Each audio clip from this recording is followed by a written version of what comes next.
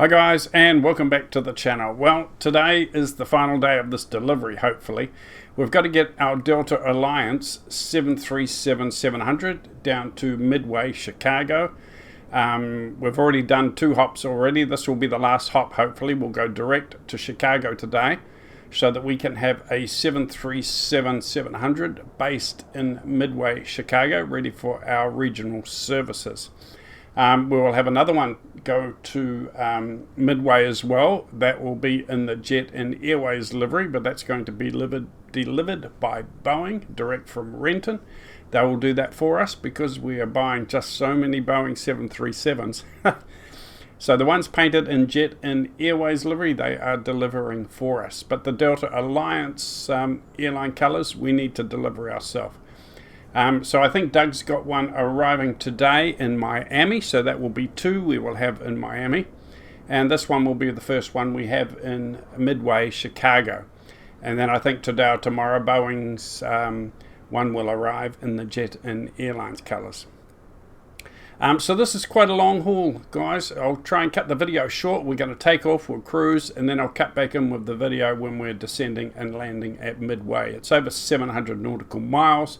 So I'll be using the autopilot to have a little snooze or go away and have some lunch or something, I think. But anyway, let's get in, get things started up. Let's just check for bugs. As always, the first thing I do is just check to make sure we've got a good one spawned in, and get around the bugs first, like the circle bug and different things like that, the failures bug. So to do that, first thing I do is turn on the power. Turn on the power, then go to the FMC and just check to see if I've got any failures right from the get-go. This aircraft failures. No, it looks like we've got no active failures, so that is all good. Now I'm going to start up the menu through the FMC here and get it all fired up quickly, and then I can check to make sure I haven't got the go round and circle bug. If I haven't got the go round and circle bug, then we can just get everything ready and just depart. But I don't want to go through the whole startup process, which takes quite a while, and then find I have to reboot it or reload the aircraft. So let's just do that. We'll go into here, load panel state, next page, runway. So that'll get the system all started up, the plane all ready to go for us to taxi, and I can check to make sure there's no bugs and we're all clear to taxi to the runway. It's just the little process I go through now, just to get around those problems. So once we've done that, we can forget about them and just enjoy this lovely plane and the beautiful scenery. So one thing I've learned is you've got to give it time. You can't rush through the process. The plane is going through all its startup procedures and systems. It's got a lot of things to turn on, a lot of things to start up and check. So I can't rush into the FMC and start to taxi too quickly. You've just got to wait and let the aircraft go through all its checks and systems. And there's a big, sounds like a big 787 going over there. You can hear it. I am in the landing path for the Auckland International Airport, so I see and hear all the big birds coming in. I tell you, it's a beautiful place to be. I love it here. A lot of people couldn't live here, but I love it. I know all the planes as they're coming in, almost all the schedules from all around the world. Emirates, all the big planes all come in here, and I see them all come into landing. Brilliant. Okay, anyway, so we're going to give this just a couple of minutes to go through all the systems checks and fire everything up, make sure everything's ready. You can't rush it, I've discovered, or you could run the risk of getting a crash to desktop. So let's just have a look at the flow up here. Everything's on there. It's done everything for us, ready to taxi. We can turn on our taxi lights, turn on our strobe lights. Nothing much else we need to touch, I don't think. We don't need to do anything to upset the apple cart. The IRS is all aligned, the yaw damper is on, everything is good. So basically all we need to do now is the FMC. But before I start all that work on the FMC and the flight plan, I just bring the throttle up a bit and make sure that the plane is traveling in a straight line. Just bring the throttles up slightly, nothing drastic. Take off the brakes. And yep, we're going in a straight line, so that is good. We can put on the brakes. And now we can put a little bit of time into our FMC and set up our flight plan. Now this is the flight plan that I set up in the flight plan menu. It's the way I like to do it. It's just like using software or downloading another downloading another software program. You've still got to do a bit of work. You've still got to program it all. So I do it in the flight simulator menu, and it gives me all my waypoints up here, and I just transport these over to my FMC, my runway, and I click on there and it will give me the ILS frequency and all that. So there we go. It's a very simple job, very simple flight plan. 1, 2, 3, 4, only 4 waypoints. Now just a tip, I've picked one waypoint because this is such a long, it's over 700 nautical miles. I picked one waypoint that is dead center, or just about in the middle of the actual plan. So when I hit that waypoint, I know that I have to start thinking about when I'm going to descend. And then I've clicked on and I've set up another couple of waypoints down here. These 2 waypoints down here close to Midway. I know that when I get to Ruddy, I need to be down around 3,000 feet. When I get to H-Hall, I need to be around 3,000 or just under, so that I can approach and get on to the ILS for Midway. So these waypoints are basically just my reminders of what altitude I need to be at and where. I know you can program all this into the FMC at doing manually, but I don't enjoy that. I like to do it all manually. I like to have things to think about, things to worry about, and things to do. That is part of the immersion for me. Same with the takeoff. I do it all manually. I do my throttles and everything all manually until I'm on the autopilot. And then when I do my descent and everything, all my speeds and altitudes, I adjust all manually. Gives me something to do. Otherwise, it's a bit boring for me. Okay, so that's the flight plan. If you'd like to have a go at this flight, it is a long one. So let's get started. Okay, so I have done all my FMC work, going from KMOT to Midway Chicago, KMDW. Here's my waypoints here. I only got 3 in there. For some reason, EVDEQ, it says not current. It couldn't find it. But you've got to realize, guys, that when this happens, it means the waypoint or that star or SID has been changed. They do change them from time to time. They do update them. So just because you used a waypoint or a SID or a location years ago doesn't mean to say it's going to be there tomorrow. Okay, they do update them and change them. So maybe an old one that you'd like to use, or maybe it showed up here but it doesn't show up on this one. Not necessarily anything you've done wrong, okay, because they do get changed from time to time.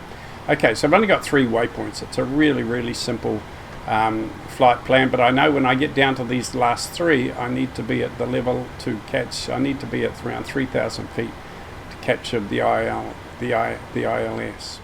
Magic City ground, Jetton 737 Heavy request taxi for takeoff departing straight out.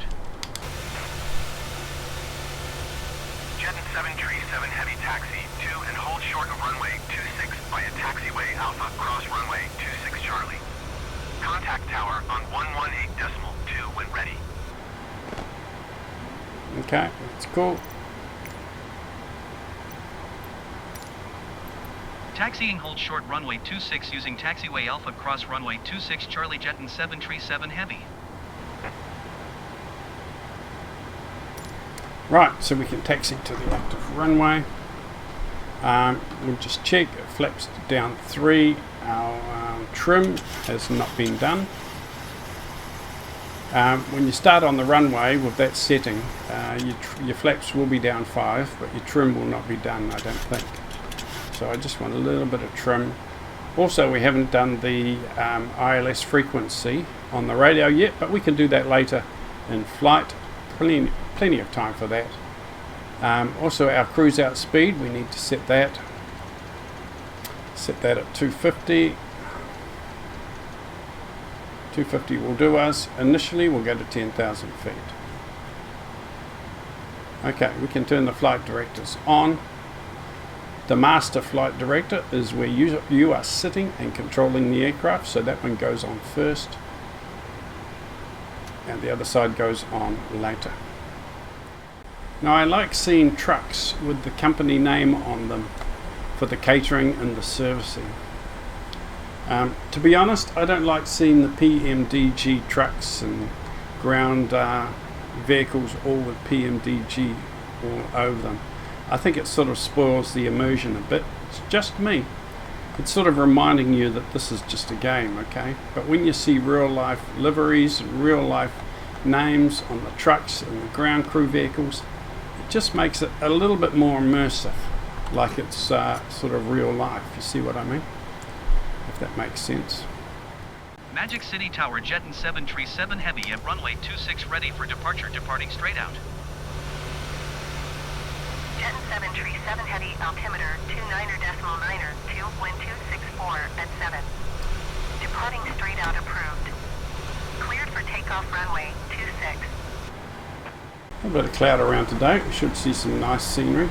Again, I'm flying over parts of the country I've never ever seen before, which is really going to be fun to see the nice views and the scenery that I haven't seen. I don't know whether there's mountains, whether it's rocky, or whether it's just farmland or whatever. I don't know. It makes it fun in Flight Simulator when you can fly around over parts of the country you've never actually seen before. Right, let's bring the throttles up. We'll do a rolling start. Seems that's what Boeing recommends. Throttles are stable.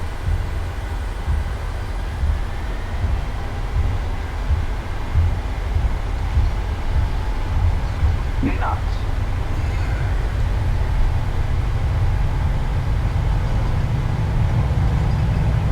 V1, rotate.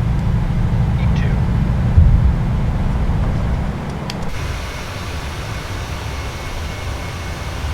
You're up.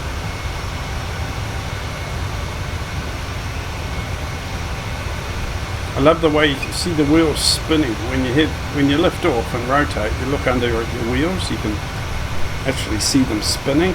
It's very cool.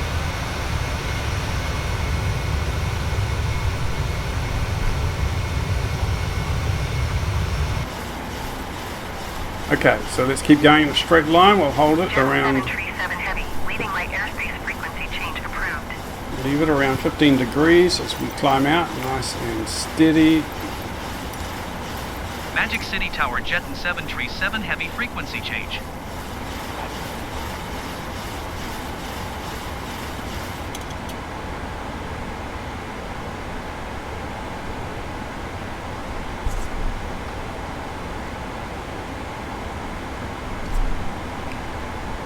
Okay, so we'll turn on speed mode, LNAV, and autopilot,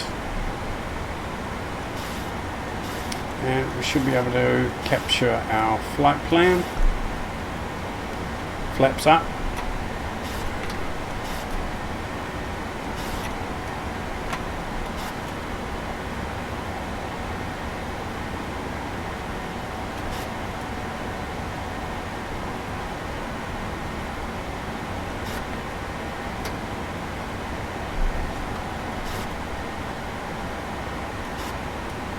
Right, we're on our way to Midway Chicago, guys. It's going to be a long haul.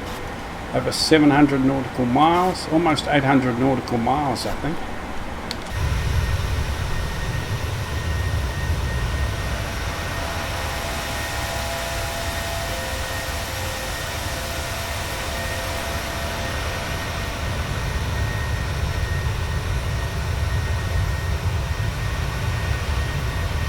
It's in the morning. I think it must be around about 8 o'clock, 8:30 in the morning. No passengers on board. This is just a straight plane delivery for Jet-In Airways, our Delta Alliance livery colors. And once we get this down to Midway Chicago, we can start planning some regional routes. And we'll get this baby into service And of course we've got another Jet Airways livery arriving either today or tomorrow at Chicago Midway. Right, so we're coming up to our target speed, coming up to our target altitude initially of 10,000. And here we are. You can see the distance to our first waypoint, 664 nautical miles. Woo-ha! We're going to stretch this baby's legs today. So we're going to head up to around 35,000 feet today. So we're going to take her up.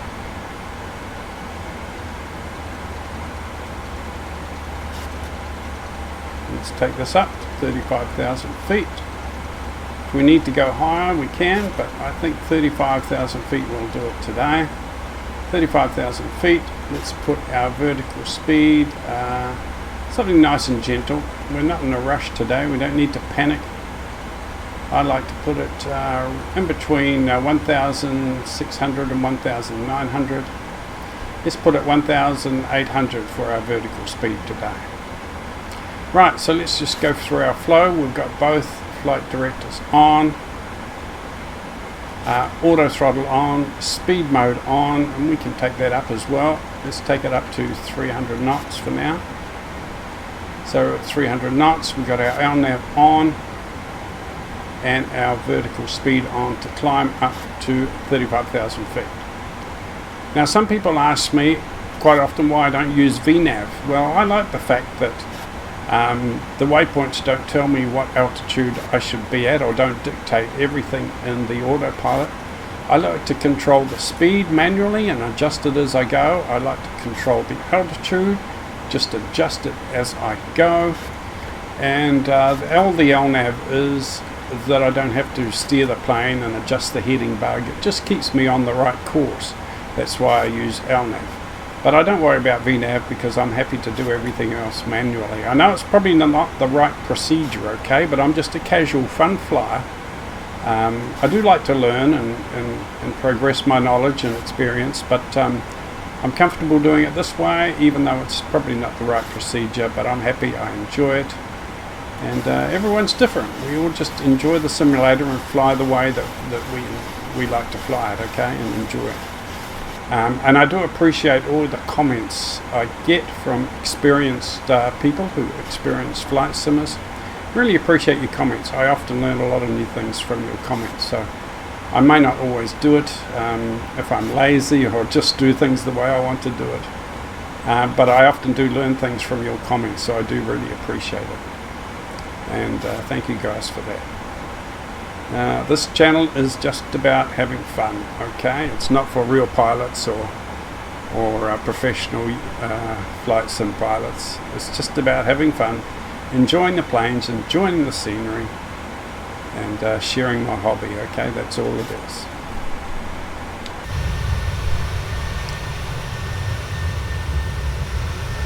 And like I've said in the past, I'm not here for the money. I don't need money from YouTube. I don't need donations from my subscribers. I don't need clicks or likes or subs. I don't need anything, okay guys? I'm just here to have fun and share my hobby.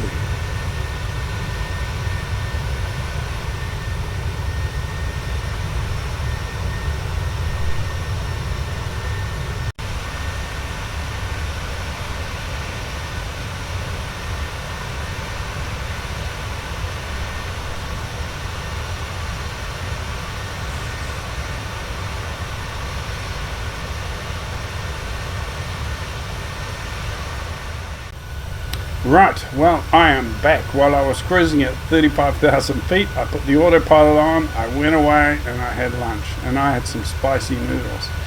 Oh man, they were spicy. Oh, my eyes were watering. Oh my gosh, I was a real mess. Have you ever had noodles or something so spicy it makes your eyes water? I was a blubbering mess. I had to go to the bathroom and wash my face and clean up before I came back to the computer. Man, those were spicy noodles. Good flavour. I love the flavour, but they were spicy. Now we're cruising in around 10,000 feet. We're just coming in towards Chicago on this beautiful day. The scenery is looking great. I'm hoping on the left hand side soon we can get a nice view of Lake Michigan. We should be able to see that soon, although we have got a few miles to go. Now, as you can see, we're coming in towards Lake Michigan here. Can't quite see it here yet because it's a little bit cloudy. So we're past our latest waypoint. Here you can see on our little map there's KORD, O'Hara International. Just below that is Midway, KMDW, which is where we're going. Okay, so that is O'Hara International, just to our left there, which you can see. A huge airport, isn't it? It is just huge. And up ahead you can see the flashing light. That is our destination, Midway Chicago. Just trying to get our speed down now, leading off a bit of speed. Coming down under 200 knots. 2,500. Getting our altitude down.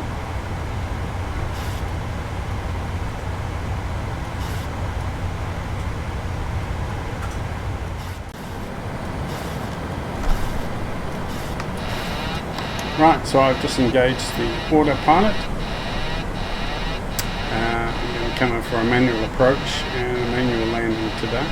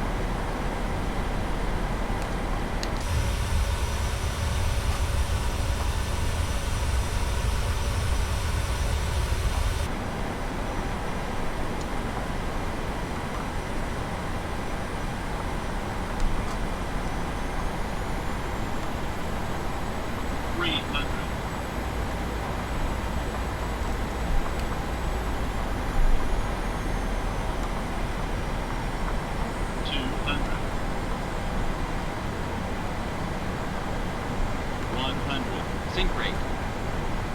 50, 30, 20, 10.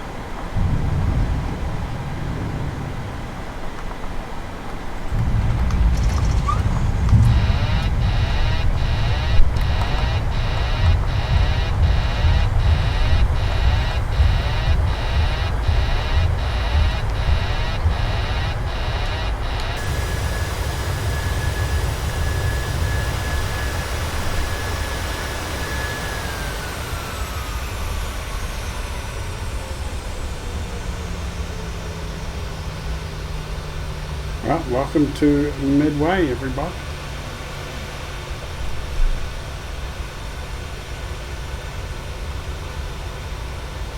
A little bit of a hairy landing. Still need to practice that. Still need to work on my landings.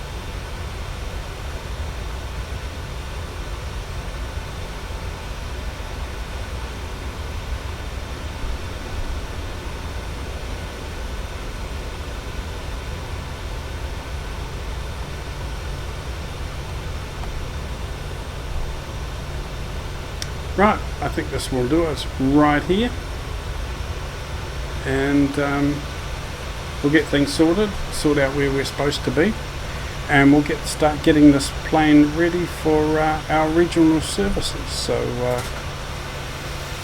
here we are, finally. Now, in case you're wondering where our base is in Midway, Chicago, here it is here. I've parked, got a photo of the plane outside our HQ, our main base, head office in Chicago. Here it is, right there in the corner. Beautiful building, beautiful place to have an office and a headquarters. So if you're trying to find us, if you're in Midway, Chicago, that's where we are, okay? Right in there. Let's have a look at a bit of an aerial view so you know where we are. There we go.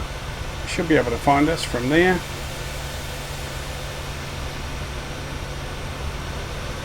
And that's it. That is our headquarters in Midway, Chicago. Right, I'll talk to you on the next video, guys, when we start getting some of our hubs ready for regional services with our new 737s. Hope you enjoyed that flight as much as I did. Landing was a bit hairy, but we will get better. Take care, everyone. See you soon. Bye.